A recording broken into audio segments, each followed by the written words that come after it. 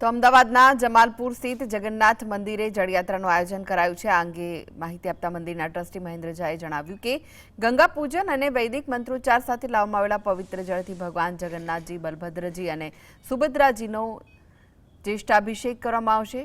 જ્યેષ્ઠાભિષેક બાદ ભગવાન જગન્નાથજીને વર્ષમાં એક જ વાર જોવા મળતા વિશેષ ગજવેશ ધારણ કરવામાં આવશે। આ અલૌકિક દર્શન માટે ભક્તોમાં ભારે ઉત્સાહ જોવા મળતો હોય છે। જળયાત્રા પૂર્ણ થયા બાદ ભગવાન 15 દિવસ માટે સરસપુર ખાતેના મોસાળમાં જશે ને જ્યાં તેમનું વિશેષ પૂજન અર્ચન કરવામાં આવશે।